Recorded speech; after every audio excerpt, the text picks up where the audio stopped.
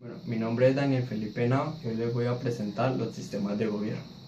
La expresión sistema de gobierno se reserva para señalar la organización y estructura interna de los órganos del Estado.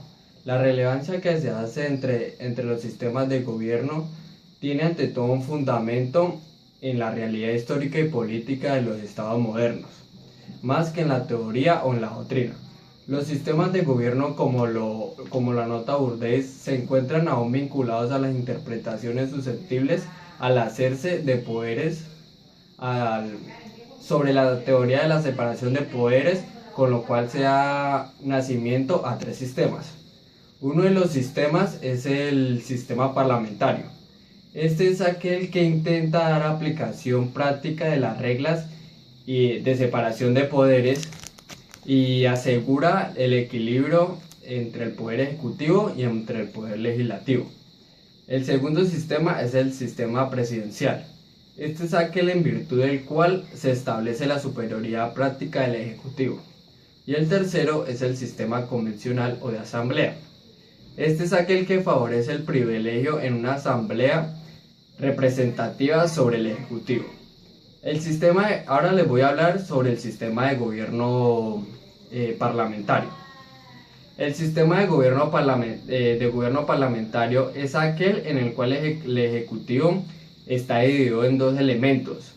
Por una parte es el jefe de Estado y por otra es el jefe de gobierno, siendo este último junto a su gabinete responsable políticamente ante el Parlamento, el cual tiene facultades para revocar su mandato o puede a la inversa ser disuelto por el gobierno. Para que se pueda dar un sistema parlamentario como tal, es necesario que concurran los elementos ya mencionados y que por consiguiente les voy a explicar. Un ejecutivo dualista. Este es aquel en el cual existen a la cabeza el poder ejecutivo.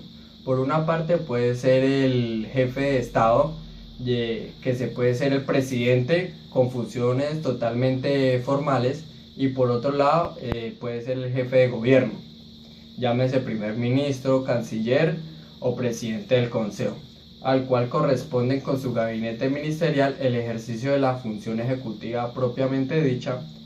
Este también tiene por regla general le corresponde promulgar las leyes aprobadas por el Parlamento. Tiene el deber de sancionar los decretos, designar un jefe de gobierno, aprobar la conformación del gabinete ministerial y eventualmente pronunciar la disolución del Parlamento. Bueno, 2. Responsabilidad política del gabinete ante el Parlamento.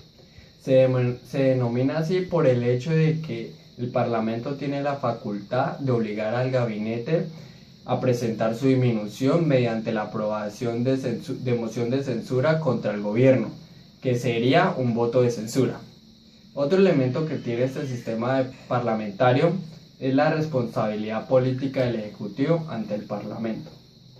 Puede considerarse como el elemento esencial del régimen parlamentario. La responsabilidad tiene lugar ante aquella de las cámaras que sea elegida por sufragio universal directo, que se traduce en el hecho de que el gabinete debe gozar de la desconfianza de los representantes directos de la nación. Y por último está el derecho de disolución del Parlamento. Tiene el derecho por parte del gobierno de disolver el Parlamento. Esta disolución opera en relación a una de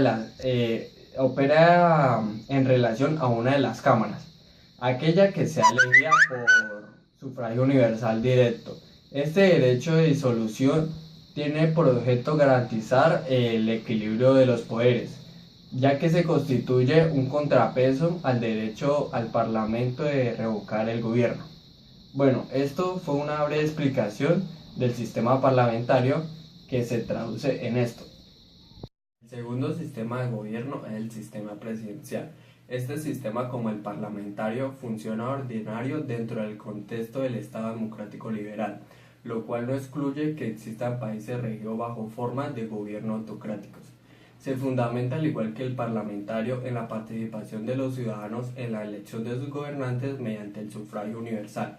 Sin embargo, existe en el sistema presidencial cierta supremacía del órgano ejecutivo sobre los demás en razón de la extensión de las facultades que se otorga al presidente. Los elementos que conforman este sistema presidencial son los siguientes. Primero, el ejecutivo monocrático o unipersonal. En este sistema, a la cabeza del poder ejecutivo hay una sola persona, el presidente de la República, quien ostenta a la vez el carácter de jefe de Estado y jefe de gobierno. Este, entre otras funciones, es el jefe de administración pública, nombra y remueve a los ministros y demás colaboradores inmediatos, es el director de las relaciones externas del Estado y es el comandante supremo de las Fuerzas Armadas. 2. Elección popular del presidente. El presidente de la República es elegido a través del sufragio universal directo o indirecto por todos los ciudadanos a nivel nacional. 3. La responsabilidad política del gobierno es limitada. En el sistema de gobierno presidencial no existe la institución de la moción de censura. En este sistema la responsabilidad política del gobierno ante el Parlamento se hace efectiva a través de las citaciones y debates que promueven las cámaras a los ministros y otros altos funcionarios gubernamentales. 4. No existe el derecho de disolución del Parlamento.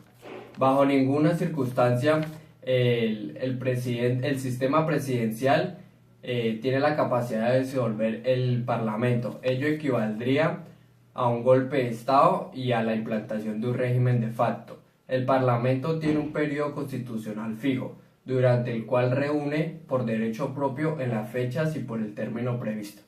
Y por último, en la práctica no hay un verdadero equilibrio de poderes.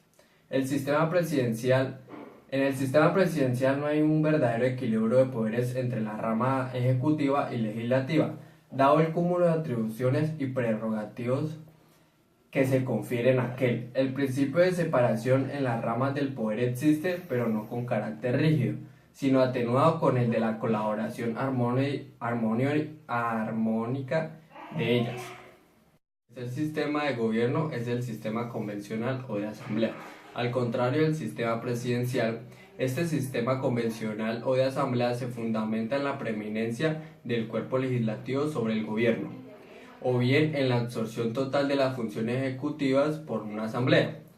Los gobernantes serán entonces delegados o agentes de esa asamblea. De esta manera el gobernante o gobernantes estarán a la merced de la asamblea tanto en su nombramiento como en su remoción. Este sistema, utilizado con menor frecuencia que los anteriores, se implantó por primera vez en Francia en plena Revolución, con el régimen de la Convención instaurado en 1793. Durante este régimen, el poder ejecutivo era ejercido por un consejo de 24 miembros nombrados por una Asamblea Nacional, cuya función era hacer cumplir las decisiones tomadas por este cuerpo.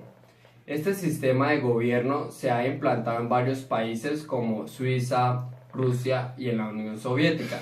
En estos estados se ha buscado, a través del sistema convencional, mantener en lo político el régimen de partido único, dándole a este una base popular.